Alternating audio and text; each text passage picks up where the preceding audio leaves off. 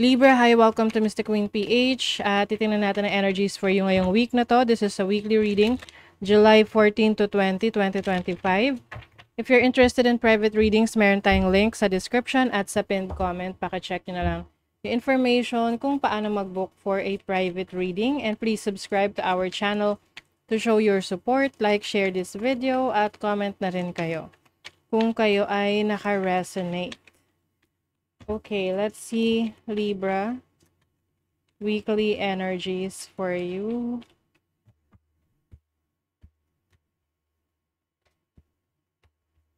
So this is your overall energy, possible challenge, opportunity, blessings. Bottom of the deck is, wow, ang ganda naman ito. This is success. Winner, no? Pagiging winner, maaring meron kang ma-achieve na goals ngayong week na to, or you will gain a lot of attention sa trabaho, sa career mo, or within the family.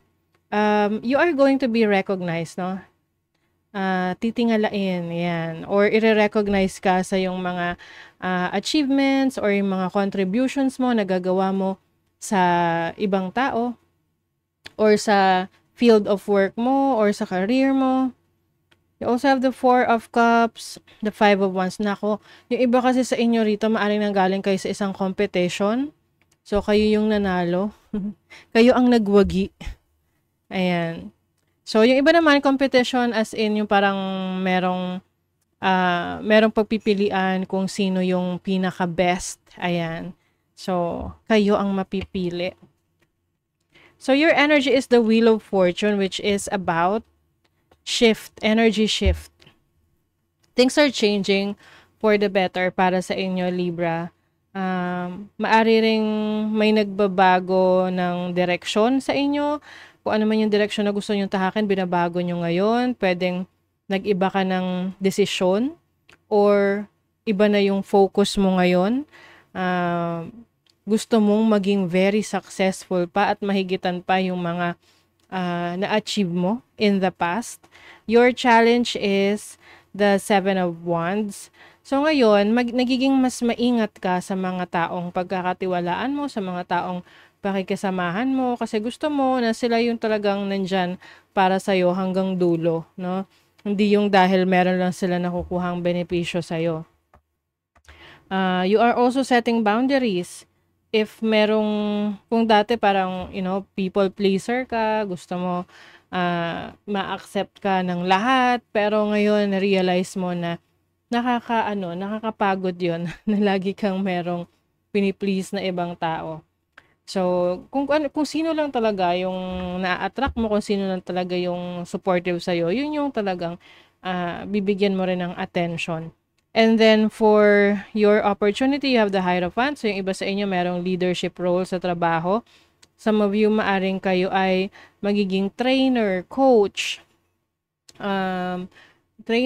mentor, ganyan. Or yung ibang tao ay humihingi ng advice sa'yo dahil ikaw ay merong expertise. Maaring expert ka sa isang trabaho, career, or business. Or even sa love life, no? Maaring ikaw ay magaling magpayo sa mga kaibigan mo. Some of you naman, this can be learning opportunities. Meron ka pag-aaralan na alamin, mga bagong interest mo. And then your blessing is the 9 of Wands. This is about strength, yung lakas, no, na meron ka, na kailangan mo to be able to achieve your goals and dreams. Yan yung blessing sa'yo. Meron kang lakas ng loob, tibay ng dibdib. Okay? So, let's see naman yung energy sa inyong money, career, finances. Money, career, finances. For Libra. Oh, 5 of Swords, oh. 5 of Pentacles. Maaring nagkaroon ka ng challenging situation sa finances mo in the past.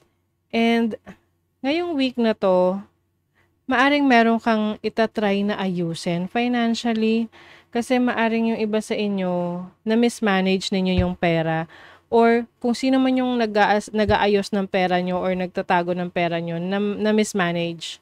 So, pwede magkaroon ng misunderstanding, hahanapin mo kung nasan yung pera na yun. Oo. Minsan kasi pinagkakatiwala natin, 'di ba? So yeah, you have to be careful sa mga pagkakatiwalaan mo sa pag-handle ng finances mo, ng accounts mo. So be careful. Let's see. Yes. Oh, working smart gets the work done. Focus on the basics to get better solutions. So, kumbaga mas magiging maingat ka talaga sa pag-handle ng kaperahan mo ngayon. Ah, hindi lang, kumbaga hindi ka na lang basta-basta magtitiwala. Mm.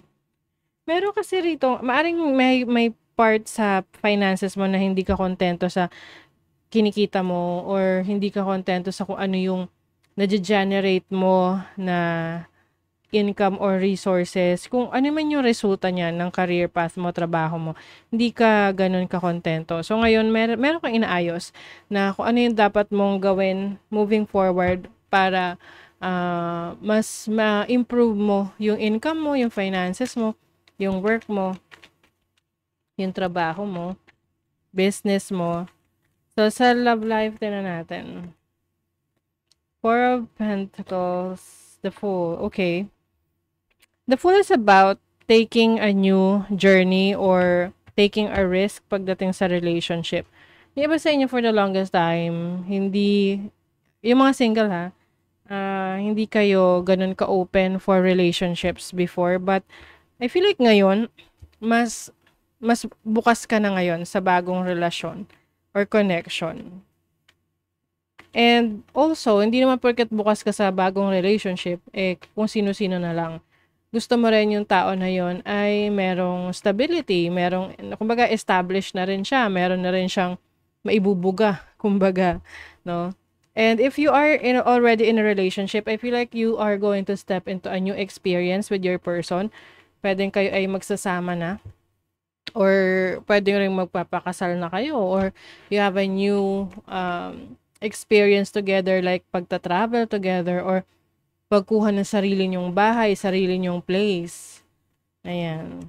Abundance, yes. Money is coming to you. Yes, tinan mo, transformation. Merong new beginning for some of you, Libra. Bagong simula, excuse me, bagong simula pagdating sa relationship ninyo. Pwedeng meron din kayong pagkakagastusan together ng person mo. Ito'y very significant sa inyong relationship kasi pwedeng kayo bibili ng sarili nyo ng bahay or properties together dahil kumbaga nag-level up na yung inyong relationship. 'Di ba? Ang ganda. Level up na ang relationship. Let's see what else for Libra. Cycles. Okay. So merong matatapos na cycle. Pwedeng kontrata, pwedeng isang proyekto na matatapos mo na ngayong week na ito. You are also healing from your relationship. So, itong relationship na to can be, pwede itong romantic relationship, pwede itong sa family member, any relationship na nagkaroon ng lamat or problema in the past. You are healing from that. Ang focus mo rin is magkaroon ng healthy body. Ayan.